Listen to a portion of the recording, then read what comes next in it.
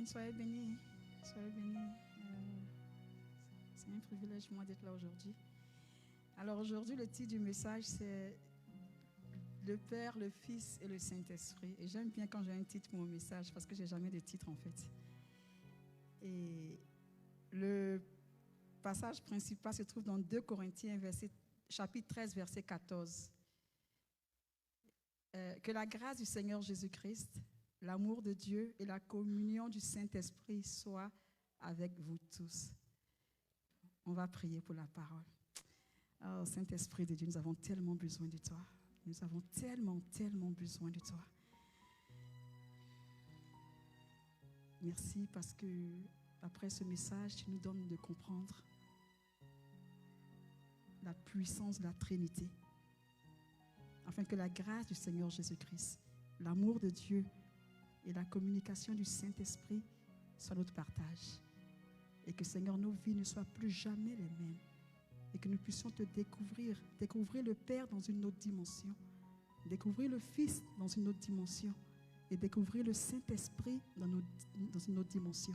Seigneur, sois béni pour ce que tu fais. Au nom de Jésus-Christ. Amen. Alors, que la grâce du Seigneur Jésus-Christ, l'amour de Dieu, la communion du Saint-Esprit soit avec vous tous.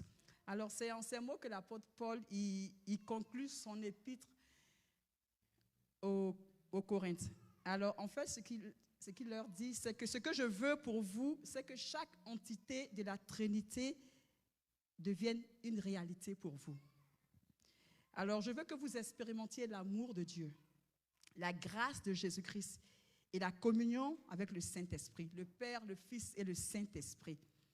Alors, il dit, ce que je souhaite vraiment pour vous, c'est que vous puissiez bénéficier de la pleine révélation de l'amour de Dieu, de la grâce de Jésus-Christ et la communion avec le Saint-Esprit. Et c'est comme ça que vous serez spirituellement comblés. La Trinité, 3 en 1. Mais chacun apporte quelque chose de différent, mais en même temps complémentaire. Alors, l'amour de Dieu, la grâce de Jésus-Christ et la communion avec le Saint-Esprit. Donc, on va parler de l'amour de Dieu, on va parler de la grâce de Jésus-Christ et on va parler de la communion avec l'Esprit de Dieu. Et après chaque partie, on va chanter un petit chant. Comme ça, on va... Donc, en fait, c'est les 3 qu'on va voir aujourd'hui. Alors, on va commencer par Dieu le Père. Alors, vous savez, le désir de Dieu a toujours été d'avoir des enfants. Toujours. Et ça, c'est une histoire que j'ai racontée quelques fois ici. Vous savez, quand j'étais enceinte d'Ephraïm Daniel, une fois, j'étais allée faire son trousseau et j'achetais ses habits. Et ce jour-là, c'était un samedi, je me souviens, j'étais tellement dans une joie spéciale et j'ai commencé à acheter ses habits. Il est né en février, en plein hiver, donc je me vois, je prenais ses manteaux, je prenais ses trucs et je l'imaginais porter ses habits, porter son manteau. Et j'étais vraiment contente, et j'étais vraiment excitée. Et le Seigneur me dit, tu es contente, tu es heureuse de faire le trousseau? J'ai dit, ah oui Seigneur, je suis tellement contente. Et il me dit, c'est exactement comme ça que moi je me suis sentie quand je devais créer Adam et Ève. Il dit, en tant que père, j'ai préparé leur arrivée. Et moi aussi, j'ai fait leur trousseau. Et pour eux, j'ai créé la terre, et pour eux, j'ai créé le ciel. Et pour eux, j'ai créé les animaux pour qu'ils puissent dominer sur les animaux. Et pour eux, j'ai créé un merveilleux jardin. Chaque chose que je créais, je les voyais se réjouir et dominer sur chaque chose que je créais. Et mon cœur était rempli de joie. Et c'était mon trousseau pour mes enfants. Et lorsque j'ai tout mis en place, et le 6e jour, je les ai créés. Et vraiment, quand le Seigneur m'a dit ça, ça m'a bouleversée. Et j'ai compris que ce jour-là, personne ne comprendra la douleur du cœur de Dieu le jour où Adam et Ève ont péché. Personne ne comprendra. Et tout ce qu'il a toujours voulu, c'était cette relation père et enfant. Il a tellement désiré cela, il a tellement voulu cela, qu'il a sacrifié ce qu'il avait de plus précieux pour faire de nous ses fils et ses filles. Il n'a pas hésité à le faire. Il a donné son Fils unique pour obtenir des milliers et des milliers de fils et de filles. Alors, c'est comme tu sèmes un grain et tu récoltes une multitude à partir de ce seul grain-là. Et c'est ça que Jésus résume en disant, si le grain de blé tombé en terre ne meurt pas, il reste seul, mais s'il meurt, il porte beaucoup de fruits. Un seul grain qui tombe en terre, ensevelie, on prend par exemple un grain de maïs, on le met sous la terre, il produit une multitude de maïs. Alors, Jésus le Fils vient, ensevelit, et qu'est-ce qu'il fait? Il produit des milliers et des milliers de fils et de filles. Et un fils ressuscité, enseveli, ne peut que produire des filles et des fils. Et ceux qui l'acceptent, ils deviennent enfants de Dieu. À tous ceux qui l'ont reçu, à ceux qui croient en son nom, elle a donné le pouvoir de devenir enfants de Dieu. Nous sommes des enfants de Dieu et ceci est un pouvoir. Et tu sais, Dieu t'a tellement désiré, il t'a tellement voulu, que même si ton Père terrestre ne t'a pas désiré, Dieu, ton Père céleste, t'a désiré avec passion. Et même si pour tes parents, tu as été un accident, tu n'as jamais été un accident pour Dieu. Parce que sur des milliers, il t'a choisi toi. Il dit, elle, je la veux pour fille. Lui, je le veux pour fils. Tu n'es pas un accident.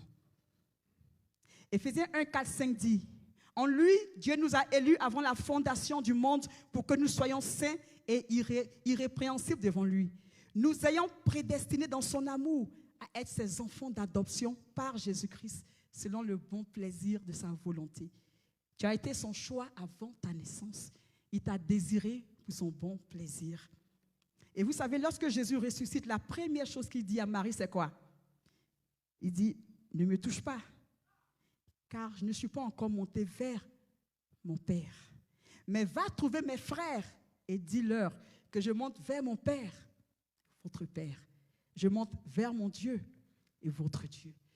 Et vous savez, dans l'Ancien Testament, Dieu s'est révélé en tant que Dieu Jéhovah-Jireh. Il s'est révélé en tant que le Dieu des armées. Il a combattu pour Israël. Il s'est révélé en tant que Dieu, notre bannière. Mais à toi et à moi, il s'est révélé en tant que papa. Et c'est un privilège. Dis-leur que je vais vers mon Dieu et votre Dieu. Je vais vers mon Père et votre Père. Il est toujours ce Dieu Shalom. Il est toujours ce Dieu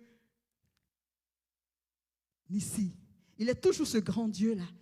Il est toujours ce Dieu des armées. Mais il dit, je fais une chose nouvelle. Je deviens pour toi un papa. Et c'est pour ça que Jésus dit, lorsque vous devez prier, dites, notre Père qui est dans les cieux. Quand tu dois prier, sache que tu parles à ton papa. Un Père qui t'aime. Et c'est vrai qu'il est un grand, puissant Dieu. Mais pour toi, il est tout simplement papa. Et notre Père qui est dans les cieux. Dieu désire des fils et des filles. Et j'aime bien ce passage de Galates 4, 6 qui dit, et parce que vous êtes fils, Dieu a déversé dans vos cœurs l'esprit de son Fils, lequel crie, Abba, Père. Parce qu'il nous a engendrés en Jésus-Christ. Dieu a déversé dans nos cœurs l'esprit de son Fils dans le seul but de nous faire réaliser que nous sommes des enfants de Dieu. Et que l'esprit de Jésus-Christ, le Fils, en nous crie Abba, Père. Il ne crie pas Dieu des armées, il ne crie pas Dieu puissant, il crie Abba, Père. Parce que c'est la première relation que Dieu le Père veut avoir avec toi. Tu es son enfant. Tu es son fils, tu es sa fille. Et c'est vraiment un remarque. Vous savez, on peut le chanter. On peut chanter Dieu, mon papa, Dieu. Vraiment, je t'appelle papa, mais il faut un remarque spécial pour entrer dans cette dimension de Dieu, mon papa. Et il y a quelque temps que je parlais, je disais que la notion que nous avons d'un père dépend de notre vécu. Si tu n'as pas eu un père pour te dire, je t'aime mon fils, je t'aime ma fille. Si vraiment dans ton enfance, tu n'as pas eu un père qui a été là pour toi, il te sera très très difficile de voir Dieu comme le Père aimant qu'il est. Il sera difficile de te reposer sur lui et de lui faire entièrement confiance parce que tu n'as pas connu ça en fait. Et vous savez, le problème que nous avons avec le concept de Dieu le Père aimant, le problème est qu'il y a beaucoup qui n'ont pas appris à être enfants. C'est sûr que tout adulte passe par l'enfance, mais beaucoup n'ont pas vécu leur enfance. On peut être enfant et être adulte en même temps. Il y a beaucoup d'enfants qui n'ont pas connu, qui n'ont pas vécu leur enfance. Et la vie les a rendus adultes tellement tôt, qu'ils ont appris à se débrouiller seuls. Ils ont appris à tout faire seuls. Donc, ils n'ont pas cette notion du Père sur lequel je puisse poser mon épaule et me reposer entièrement sur lui. Ils n'ont pas appris ça. Ils ne savent même pas comment faire ça. Parce qu'ils n'ont pas cette notion de vraiment je suis un enfant et j'ai un père qui m'aime et qui prend totalement soin de moi.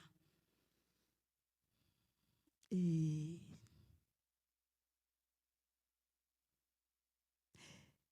quand le Père Céleste dit ne t'inquiète pas mon enfant, ils ne savent pas être enfants. Ils ne savent pas être enfants. Et quand on nous dit souvent, Dieu est ton papa, c'est vraiment des paroles souvent. Et je vous assure que pour beaucoup de chrétiens, on peut le chanter, mais c'est juste une notion qui nous est tellement inconnue. Dieu, notre Père. Que l'esprit du Fils qui a été déversé dans nos cœurs soit activé en ce jour et que nous puissions réaliser que Dieu est réellement notre papa. Et vous savez, c'est une révélation, un rhéma que le diable combat de toutes ses forces. Et pourquoi est-ce qu'il le combat? Il le combat parce que les enfants sont les héritiers du Père. Quand tu réalises que Dieu est ton papa, tu réalises en même temps que tu as un héritage et qu'un testament t'a été laissé. Et tu n'es pas influencé par toutes les actions du diable parce que tu connais ton papa. Et tu as appris à te reposer sur lui. Et le diable combat cette révélation parmi les enfants de Dieu. Il combat vraiment ça. Et ce qui fait que souvent, quand des difficultés viennent, on ne réalise pas que toute chose concourt au bien de ceux qui aiment Dieu et de ceux qui sont appelés selon son dessein. Parce que pour comprendre ce passage, il faut être sûr que Dieu m'aime, il est mon papa et qu'il m'a choisi. Et parce qu'il m'a choisi, il tient ma vie dans sa main. Et donc je n'ai peur de rien parce que je crois en son amour pour moi. C'est une révélation extraordinaire. Toute chose concourt au bien de ceux qui aiment Dieu, de ceux qui sont appelés selon son dessein.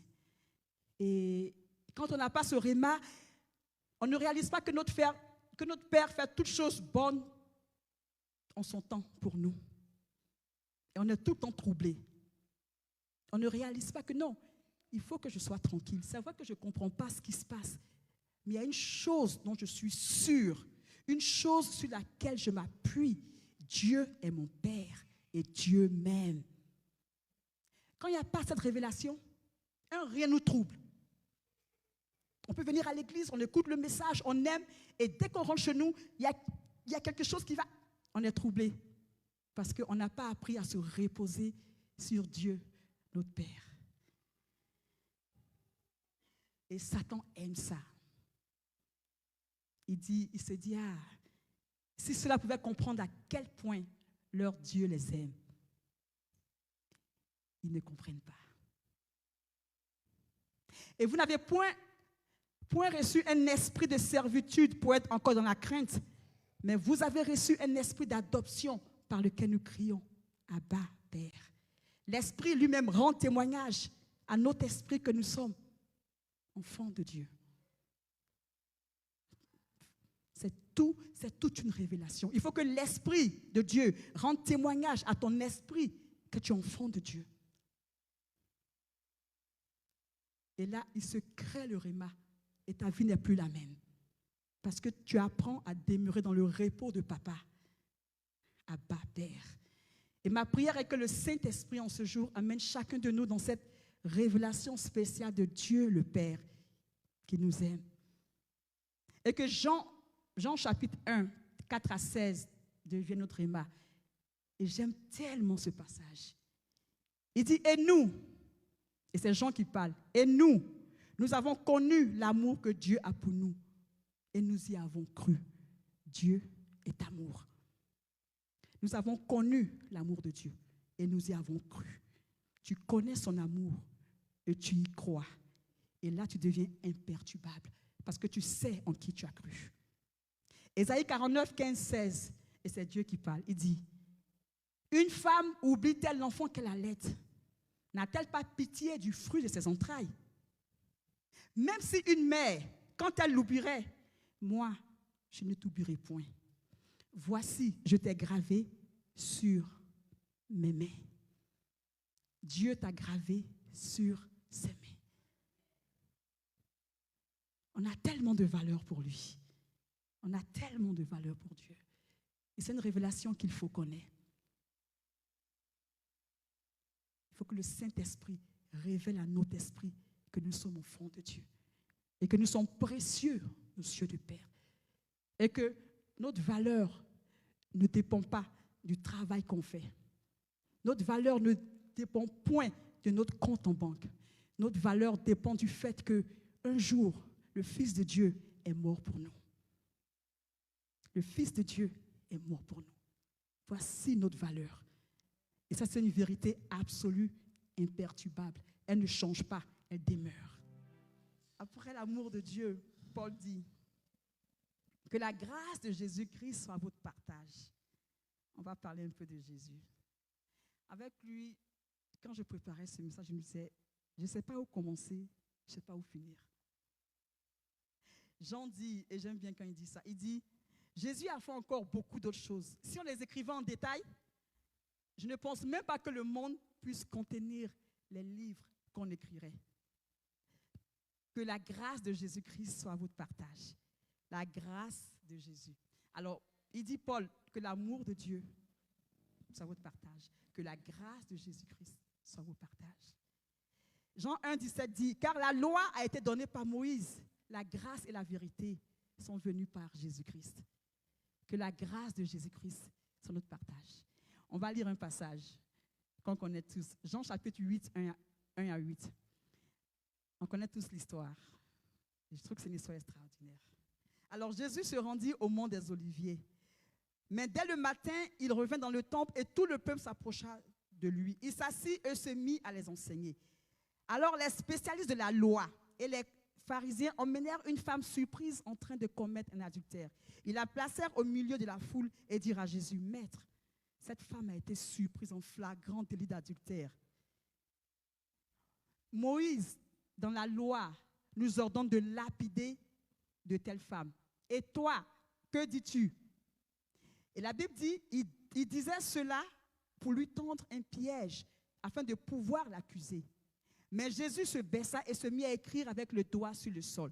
Et comme il continuait à l'interroger, il se redressa et leur dit, que celui d'entre vous qui est sans péché, lui jette la première pierre. Et quand ils entendirent cela, accusés par leur conscience, ils se retirèrent un à un, à commencer par les plus âgés jusqu'au dernier. Alors Jésus resta seul avec la femme qui était là au milieu. Alors il se redressa. Et ne voyant plus qu'elle, il lui dit, « Femme, où sont ceux qui t'accusaient? Personne ne t'a donc condamné? » Elle répondit, « Personne, Seigneur. »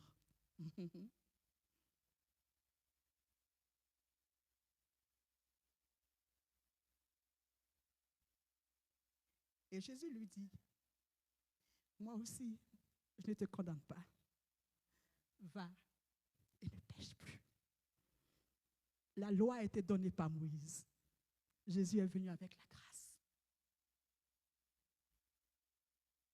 Seigneur, merci pour ta grâce, qui fait de nous des rejetés, des personnes acceptées. Merci pour ta grâce qui change les destinées. Merci pour ta grâce qui transforme les vies. Merci pour ta grâce. On va lire Jean chapitre 4. Alors le contexte, c'est que Jésus va au bord d'un puits. On connaît tous l'histoire. Et il rencontre une femme samaritaine. Et lui, il parle un peu avec elle. Et il lui dit, si seulement tu savais qui te parle, tu aurais voulu que ce soit lui qui te donne l'eau. Et elle lui dit, Seigneur, donne-moi cette eau afin que je n'ai plus soif et que je n'ai plus à venir puiser ici. Et il lui dit, va, appelle ton mari. Et la femme dit, je n'ai pas de mari. Et Jésus lui dit, tu as bien fait de dire, je n'ai pas de mari, car tu as eu 5 maris. Et l'homme que tu as maintenant n'est même pas ton mari. En cela, tu as dit vrai. Elle dit, ah, tiens, Seigneur, je vois que tu es un prophète. Nos ancêtres ont adoré cette montagne. Et vous dites, vous, que l'endroit où il faut adorer est à Jérusalem. Et il parle avec elle, il parle avec elle, il parle avec elle. Et ils ont une conversation. Et je dis toujours que, en ce qui me concerne, Jésus a fait l'une des meilleures révélations de la Bible à cette femme-là. Dieu est esprit. Il faut que ceux qui l'adorent en esprit et en vérité. Et le Seigneur connaissait sa vie. Il savait qui elle était. Et vous savez, cette femme est venue au puits toute seule. À l'époque, aucune femme juive ne partait au puits seule. Elle partait très tôt le matin et en groupe. Mais cette femme est venue un peu plus tard et seule. Parce que personne ne voulait s'afficher avec elle. Elle était un déshonneur.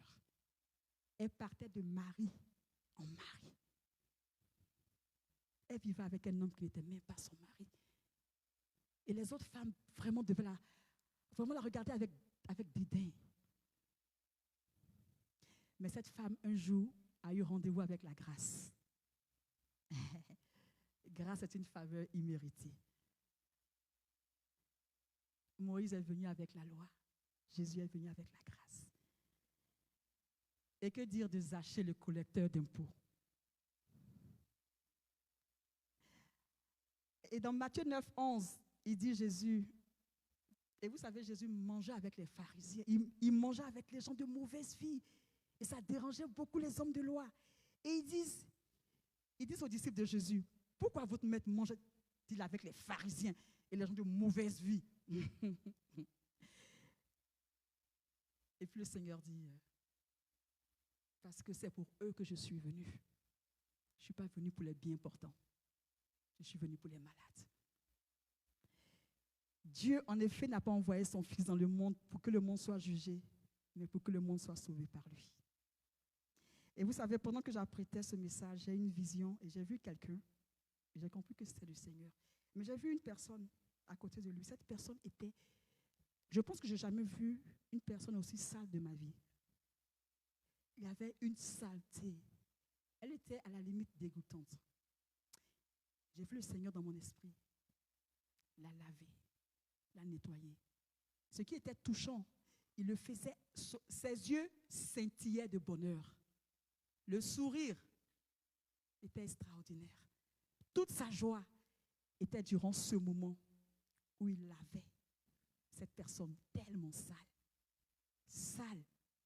Sale de rejet, sale de mépris, sale d'abandon, sale de péché. Et il la lavait. Et quand il la lavait, il lui parlait. Il lui parlait. Il lui disait des mots d'amour et des mots de douceur. Et cette personne, elle devenait propre. Elle devenait propre. Elle devenait propre. Jésus est venu avec la grâce.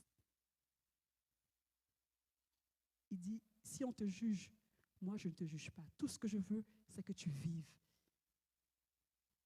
Il est Christ, notre justice. Il nous donne tout simplement parce qu'il nous aime.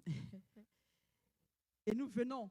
Et c'est pour ça que la Bible ne dit pas, viens avec, je ne sais pas moi, avec tes jours de jeûne dans ma présence. Dis-moi combien de jours tu as jeûné et je t'exaucerai, mon enfant.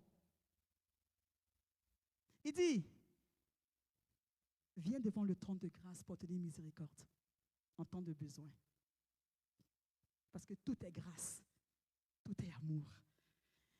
On va lire une histoire que nous connaissons encore bien et Je n'ai beaucoup d'histoires à lire. Cette histoire, c'est dans l'Ancien Testament. Genèse 27, c'est un peu long. Isaac devenait vieux et ses yeux s'étaient affaiblis au point qu'il ne voyait plus. Alors il appela Ésaü, son fils, et lui dit, « Mon fils. » Il a dit, « Me voici. » Il dit, « Je suis vieux et je ne connais pas le jour de ma mort.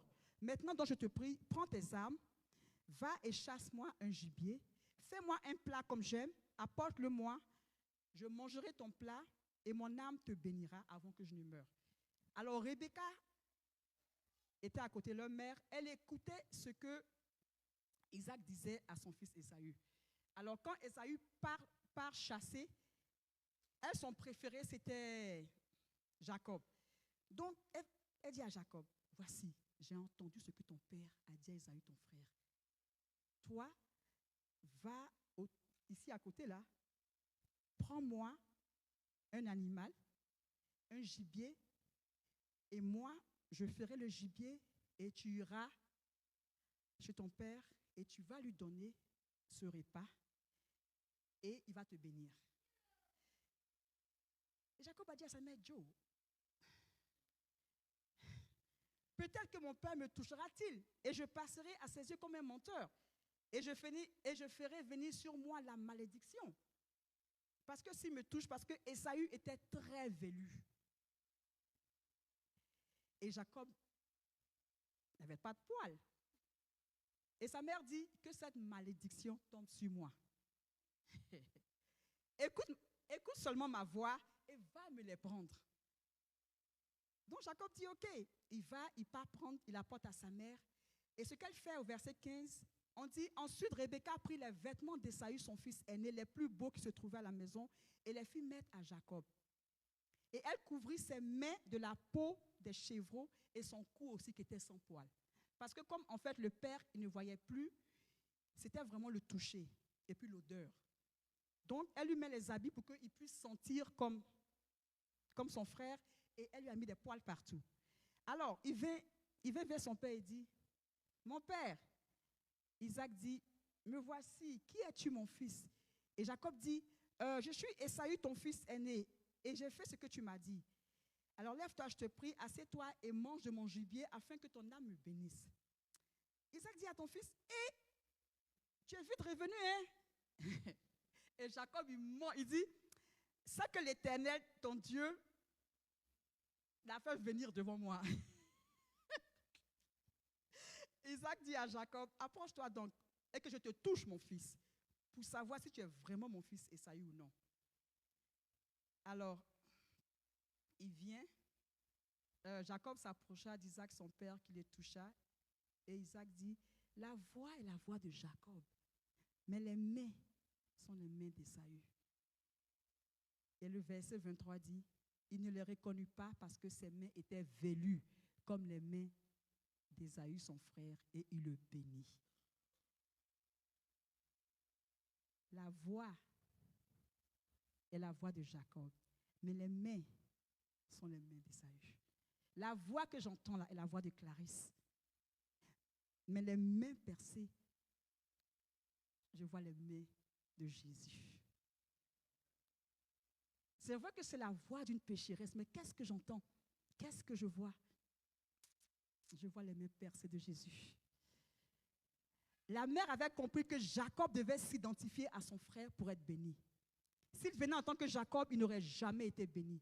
La seule façon pour que Jacob soit béni était qu'il porte les habits de son frère Ésaü. Jacob aurait pu se raser, mettre le parfum le plus cher, faire tout ce qu'il voulait, mais il aurait été Jacob toujours et son père ne l'aurait pas béni. Parce que son père voulait bénir Ésaü.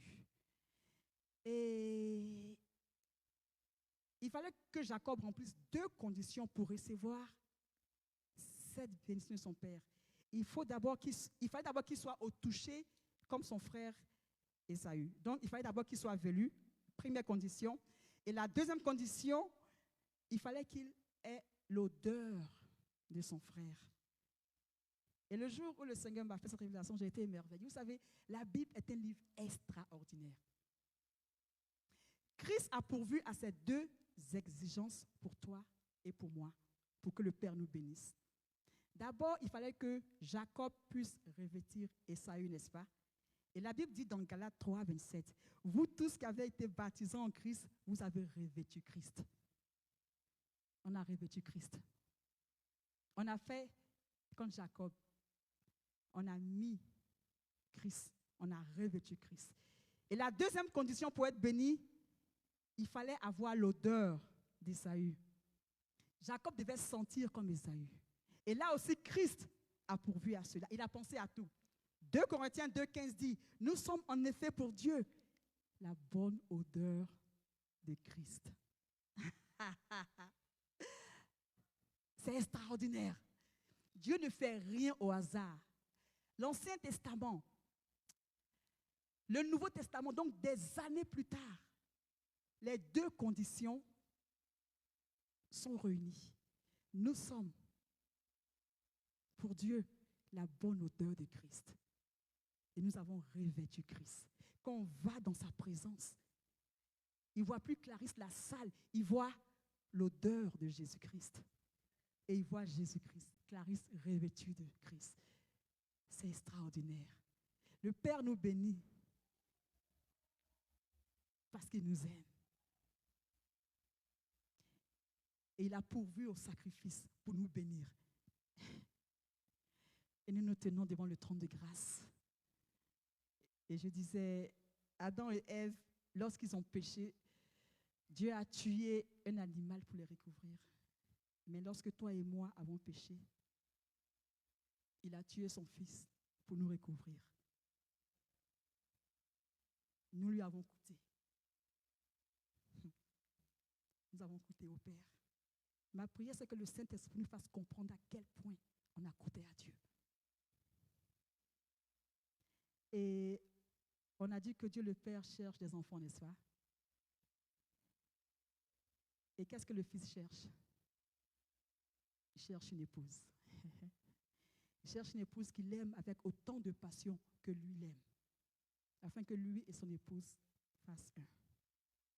Jésus,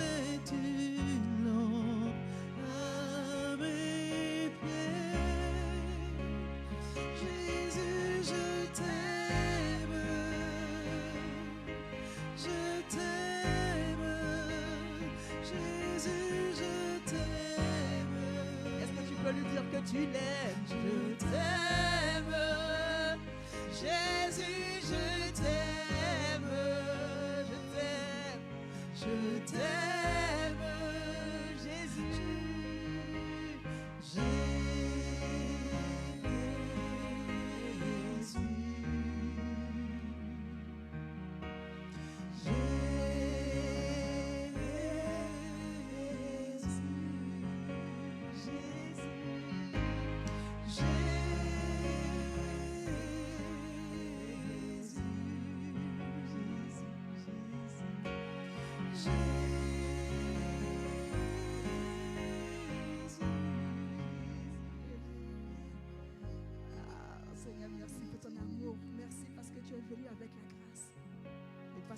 tu es avec la grâce. Tu acceptes des pécheurs comme nous, des rejetés comme nous. Et tu transformes nos vies. Tu prends les choses viles par grâce et tu les fais asseoir avec les grands du peuple. Et tu nous prends dans la boue, du rejet, de l'abandon, du mépris. Et tu nous nettoies et tu nous revêts d'un vêtement nouveau. Et tu fais de nous des princes et des princesses. Et nous t'aimons. Amen. Amen. Alléluia. Amen. On a fini avec Jésus. Merci. Paul dit ensuite que la communion avec le Saint-Esprit soit votre partage. Ah, le Saint-Esprit. Ah, le Saint-Esprit. Que la communion avec le Saint-Esprit soit votre partage. Une communion, c'est je te parle, tu me réponds. Je te parle, tu me réponds. On a une relation, toi et moi. Vous savez, une fois j'étais au travail et on changeait de bureau, on déménageait. Mais avant qu'on ne déménage, ma patronne, je vous assure que celle-là, elle va me créer des problèmes. On est en plein déménagement, elle vient me voir, elle dit, écoute Clarisse, tiens le dossier de ce prisonnier-là, garde-le et quand on va arriver dans nos nouveaux bureaux, tu me les donnes. Je dis, ok, je prends ça, je ne sais même plus où je l'ai mis. On fait le déménagement et j'ai complètement oublié. Et c'était un samedi. Et donc, je suis partie au travail spécialement pour faire tout ça. Et donc, lundi, on vient au boulot. Elle me dit, alors, tu as le dossier que je t'avais remis. Je dis, quel? Elle dit, mais je t'ai remis un dossier important. Et c'est là que je me rappelle. Je dis, mais oui. Donc, je lui dis, je te le donne tout à l'heure. Mais je vous assure que tout était encore dans les cartons parce que les gens ont déposé nos cartons dans les trucs. Et je dis, mais je ne savais pas où regarder. Je dis, mais dans ce... Quel dossier? C'est vrai que je n'avais pas la force de parcourir chaque carton. Je dis, non, je ne peux pas trouver ça parce que c'était des piles de feuilles, de dossiers, tout était... 15 minutes après, elle me voit et dit, ah mais Clarisse, écoute, il me faut vraiment ça. Il faut que je travaille maintenant là. Donc quand elle part, je dis, ok, cette affaire est sérieuse. Et j'ai dit, Saint-Esprit, là, je ne sais pas ce que j'ai fait. À ce stade-là, vraiment, j'ai besoin de toi. Et j'entends dans mon esprit tellement clair. Il dit, tu vois cette pile-là. Quand je dis une pile de papier, c'était comme ça. Il dit, regarde, entre ça et ça. Mais c'était impressionnant, d'une précision nette. Je soulève et le dossier est enfoui quelque part. Je prends, je lui donne. Elle revient et dit, alors tu as le dossier? J'ai dit, ouais, je l'ai, tiens. La communion avec le Saint-Esprit. Il est extraordinaire. Frères et sœurs, nous avons besoin de lui. Et tout ce qu'il veut, c'est une communion avec nous. C'est vrai qu'il nous faut sa puissance. Surtout en cette génération, nous avons besoin de la puissance du Saint-Esprit. Nous avons besoin de ses dons. Il nous faut ses dons. Absolument.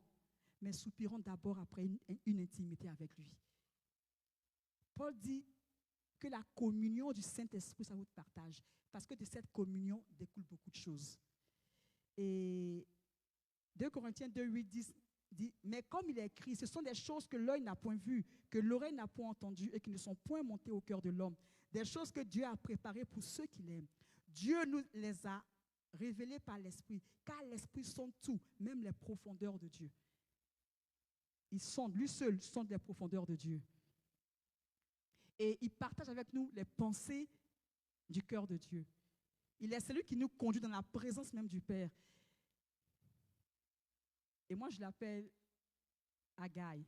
Et j'appelle Agai parce qu'une fois, le Seigneur m'a fait la révélation sur le livre Esther, sur le livre d'Esther, où Esther, c'est l'eunuque du roi qui s'occupait de chaque fille. Il prend les filles, il prend les concubines, il a pris Esther, il a nettoyé Esther, il a préparé Esther, il a conduit Esther où? Dans la présence du roi. C'est le roi du Saint-Esprit. Il nous prend il nous nettoie. Son rôle est de nous conduire dans la présence même de Dieu. Et sans lui, rien ne peut se faire sur la terre. Le Saint-Esprit rend le spirituel visible pour nous. Parce que les choses peuvent se faire dans le monde spirituel tant qu'elles ne sont pas dans le monde naturel, on ne peut pas les voir. Le rôle du Saint-Esprit est de prendre ce qui est spirituel et de les matérialiser pour nous. Il concrétise pour nous les réalités spirituelles. Il les rend visibles. Sans lui, rien ne se crée et ne se passe sur la terre. Même Dieu a eu besoin du Saint-Esprit lorsqu'il créait les cieux et la terre. Au commencement, Dieu créa les cieux et la terre. La terre était informe et vide. Informe et vide. Il y avait des ténèbres à la surface de l'abîme, mais l'Esprit de Dieu se mouvait au-dessus des eaux.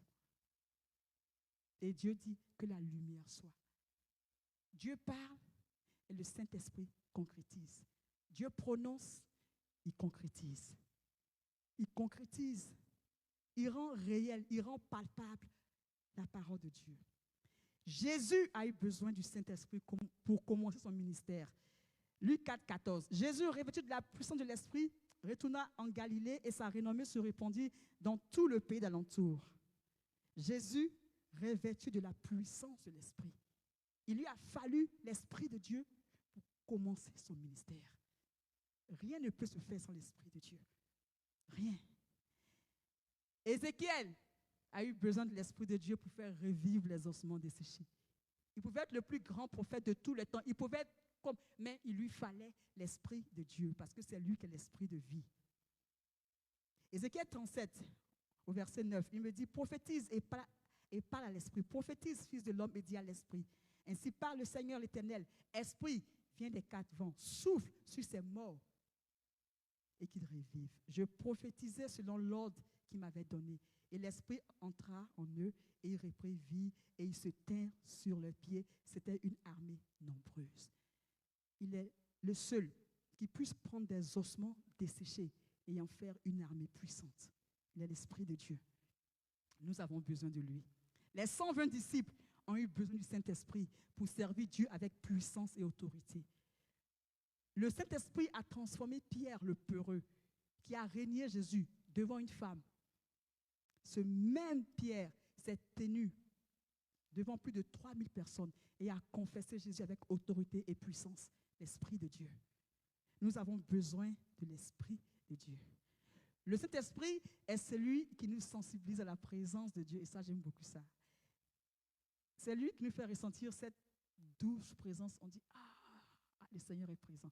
Il est toujours présent, c'est vrai, mais il y a cette dimension-là où sa présence devient palpable. On dit, j'ai senti la présence de Dieu. Et c'est vraiment doux. C'est vraiment doux. Il est notre consolateur. Et Jésus dit dans Jean 14, 16, « Et moi je prierai le Père, il vous donnera un autre consolateur, afin qu'il demeure éternellement avec vous. Moi je pars, mais il vient le Saint-Esprit. Il ne va jamais vous abandonner. Il sera toujours avec vous. »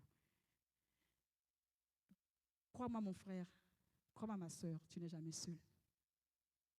Le Saint-Esprit, il sait ce que tu as coûté à Jésus. Il tient à toi. Il sait que tu es la prunelle de l'œil de Dieu. Il ne te livrera pas, il ne t'abandonnera pas. Il connaît ta valeur. Il sait que Jésus n'est pas mort pour les anges ou pour les 24 veillards ou pour les séraphins, mais il est mort pour toi. Tu lui as coûté. Et je pense aux grands tableaux. Il y a des tableaux d'art qui coûtent des millions et des millions. Et ces tableaux sont gardés par des gardes, 24 heures sur 24. À plus forte raison, toi qui as coûté au Fils de Dieu, le Saint-Esprit veille sur toi. Tu peux ne pas comprendre ce qu'il fait, mais fais-lui confiance. Tu n'as pas idée à quel point il t'aime. Tu n'as pas idée à quel point il sait que tu as coûté à Dieu. Il sait ce que tu vaux. Si toi, tu ne connais pas ta valeur, lui, il connaît ta valeur. Si tu regardes à gauche et que tu penses que parce que je n'ai pas ça, parce que je ne suis pas mariée, parce que je ne suis pas comme ça, parce que je n'ai pas encore acheté ma maison, parce que je n'ai pas encore mes papiers, parce que je n'ai pas d'argent en banque, ta valeur se trouve dans le fait que Jésus-Christ est mort pour toi. Voici ta valeur. Et le Saint-Esprit sait ce que tu vaux. Et je pense qu'il doit être triste quand il se rend compte qu'on ne réalise pas, on ne comprend pas notre valeur. Et il est venu vraiment pour déverser en nous l'amour de Dieu parce qu'il sait que c'est ce que le Père veut, qu'on l'aime. Il est venu préparer l'épouse à rencontrer l'époux pour les noces, car il faut que cette épouse soit belle, sans tache ni ride. Il console, il guérit, il pense nos blessures, il nous aime. Il veut tout simplement une communion avec lui. Et l'esprit de vie. Vous savez, le Saint-Esprit n'est pas un basse. Bon, pour les Ivoiriens, basse, on sait ce que c'est? Bon, basse. Fétiche, merci yo. Un juju. Il n'est pas un juju, un basse ou un fétiche qu'on prend. On se rappelle, ah, mais le Saint-Esprit, hein? Oh, Saint-Esprit, viens. Non. Il veut une communion avec nous. Il veut une communion. Quand tu te réveilles, il est là quand tu dors. Et quand tu te réveilles, il dit, ah, elle est réveillée. Il dit, ah, elle est debout. Il prend vraiment plaisir à toi. Il faut vraiment que tu le saches. Et sa puissance, on va parler un peu de sa puissance. Il est le feu qui est tombé du ciel pour consumer le sacrifice d'Élie. Il est le vent qui a séparé la mer Rouge en deux. Il est la puissance dans les jambes de ce mendiant que les 2 disciples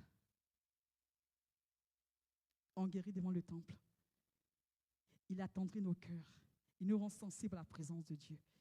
Et cet esprit habite en nous. C'est un fait, en fait c'est une réalité. Il habite en nous. Vous savez, la vie chrétienne est une affaire de réma. Si la vérité biblique, nous n'y croyons pas, elles ne vont jamais s'accomplir pour nous. Hébreux 4:2 dit quoi? Car cette bonne nouvelle nous a été annoncée aussi bien qu'à eux. Mais la parole qui leur fut annoncée ne leur servit de rien. Pourquoi? Parce qu'elle ne trouva pas de la foi chez ceux qui l'entendirent. Ils ont entendu la parole, elle ne leur a servi de rien. Ils sont partis et leur vie a continué. Parce que la parole ne leur a servi de rien. Que cette parole-là, elle te serve aujourd'hui. Le Saint-Esprit habite en toi et il veut une communion. Tissons une relation avec lui. Et lorsque nous le ferons, les fruits de l'Esprit seront notre partage. Les fruits de l'Esprit, c'est quoi? L'amour, la joie, la paix, la patience, la bonté, la fidélité, la douceur, la tempérance et la bénignité. Il y a des personnes qui ont désiré sa puissance sans désirer son intimité. Et c'est à ceux-là que Jésus, il dira un jour, éloigne-toi de moi, ouvrier d'iniquité. Je ne t'ai pas connu. Tu as guéri en mon nom, c'est vrai. Les morts, tu les as ressuscités avec ma puissance. Je ne dis pas avec la puissance du diable, avec ma puissance, avec mon nom. Mais tu es demeuré un ouvrier d'iniquité. Je ne te connais pas. Soupirons après l'intimité avec le Saint-Esprit. D'abord, parce que c'est là qui nous fait ressembler à Jésus. Il nous fait ressembler à Jésus. Les miracles sont importants, absolument, mais ils sont passagers. Nous devons cultiver les fruits de l'esprit. Ils sont notre passeport, visa pour rencontrer l'époux. Marchons avec le Saint-Esprit et c'est lui qui nous transforme à l'image de Christ. Vous savez, le Saint-Esprit a une mission première, on a presque fini. Il a une mission première et sa mission première, c'est quoi? C'est nous emmener à rencontrer l'époux. En fait, c'est sa mission finale. Hein. Tout ce qu'il fait, il sait que la finalité de tout, c'est que nous puissions nous retrouver avec le Père et le Fils un jour. Et il est venu sur la terre pour être sûr que tu ne manques pas à ce rendez-vous-là. Ce n'est pas un rendez-vous que tu rates et tu dis « Ah, j'ai raté.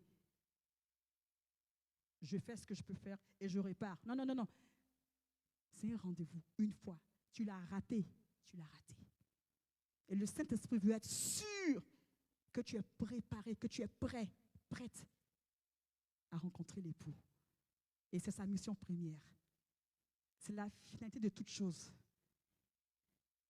On peut être riche, on peut être loin, mais si on ne rencontre pas l'époux, ça ne nous sert à rien. La Bible dit, à quoi sert-il à un homme de gagner le monde s'il perd son âme? Le Saint-Esprit, c'est vraiment son rôle premier, que tu rencontres l'époux. Il te convainc de pécher, tu acceptes le Seigneur, tu grandis avec lui, tu marches en lui, tu portes les fruits de l'Esprit et tu rencontres l'époux. On va lire une dernière histoire dans Matthieu chapitre 25. Alors, le royaume des cieux sera semblable à 10 vierges qui, ayant pris leur lampe, allèrent à la rencontre de l'époux. 5 d'entre elles étaient folles, 5 sages. Les folles, en prenant leur lampe, ne prirent point d'huile avec elles. Mais les sages prirent avec leur lampe de l'huile dans des vases. Comme l'époux tardait, toutes s'assoupirent et s'endormirent. Il y a des années qu'on dit Jésus revient. Il ne revient pas. Toutes s'assoupirent et dormirent.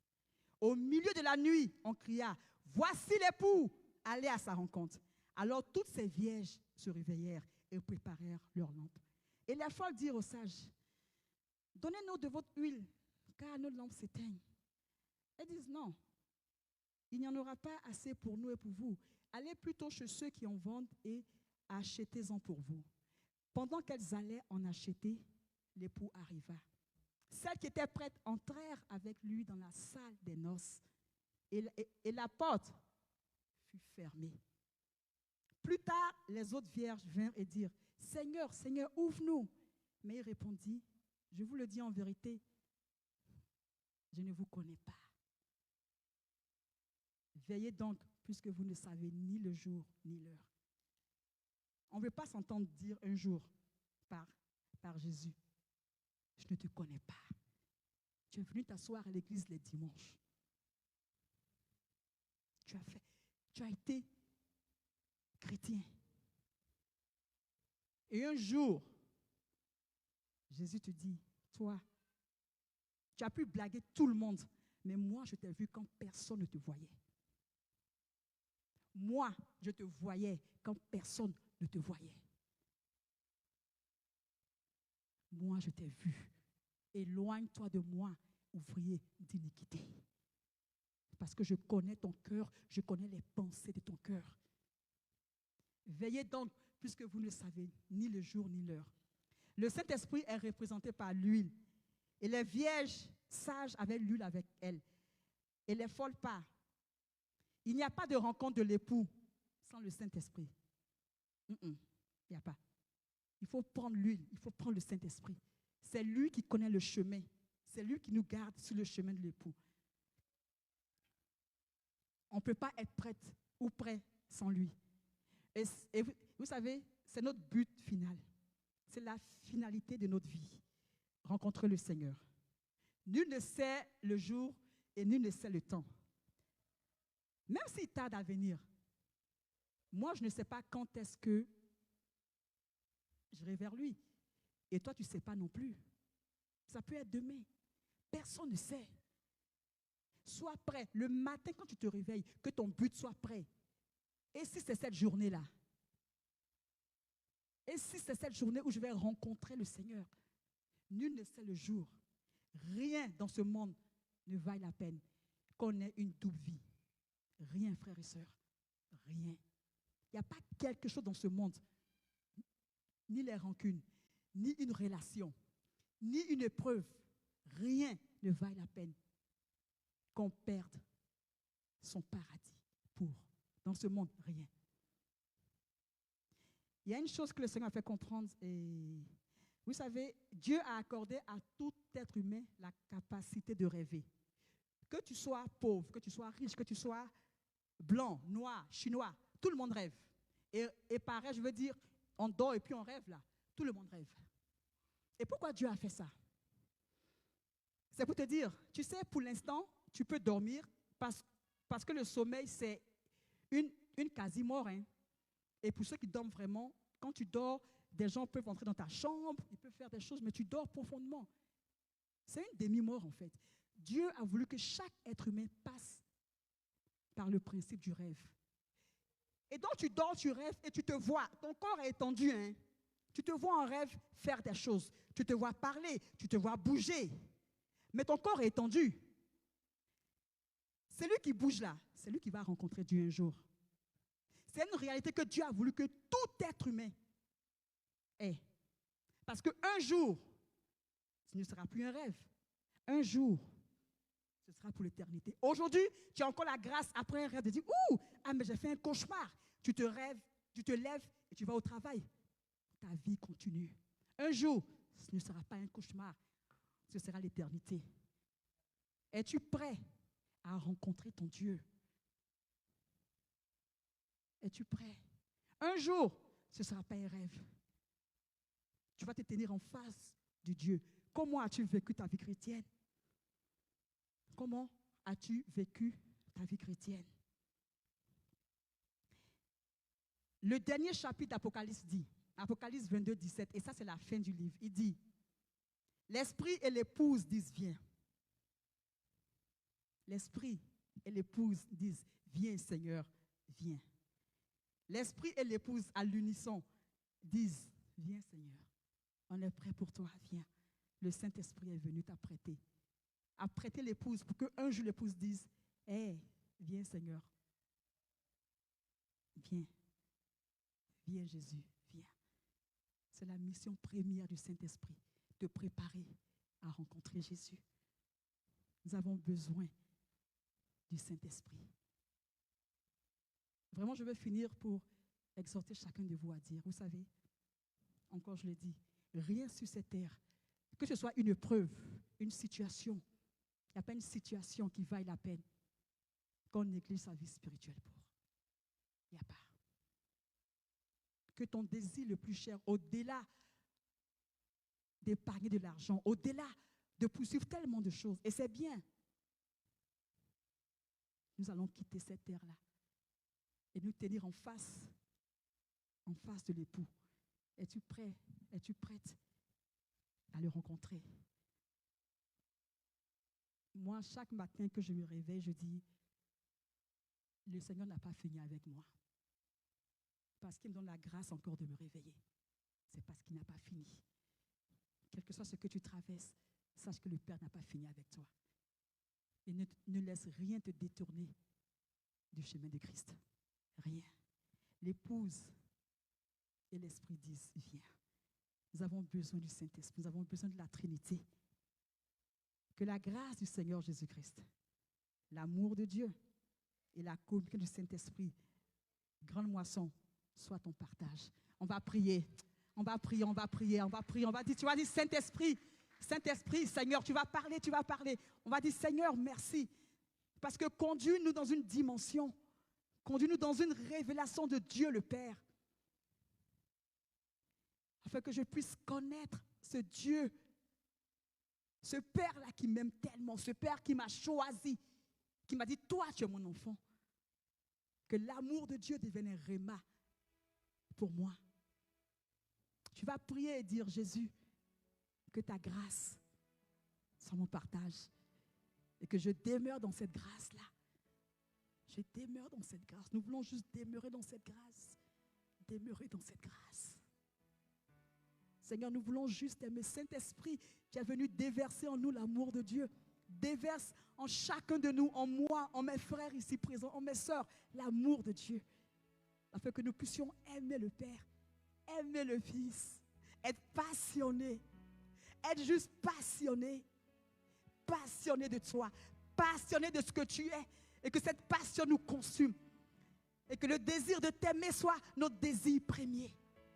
Que l'amour de Dieu soit notre partage, que la grâce de Jésus-Christ soit notre partage, et que la communion avec l'Esprit de Dieu soit notre partage, et que nos vies ne soient plus jamais les mêmes. Alléluia.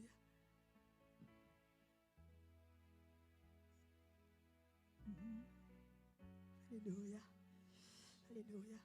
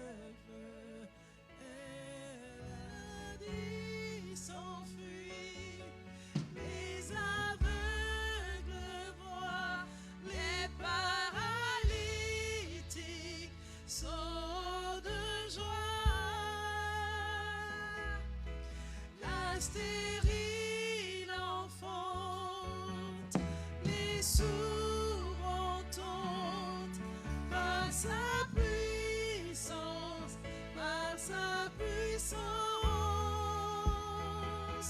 Les maladies s'enfuient, les aveugles voient, les paralytiques sortent de joie. Un stérile enfante, les sourds entendent par sa puissance, par sa puissance. Le Saint-Esprit est là. Le Saint-Esprit est là. Le Saint-Esprit est là. Le Saint-Esprit est là. Il est là. Le Saint-Esprit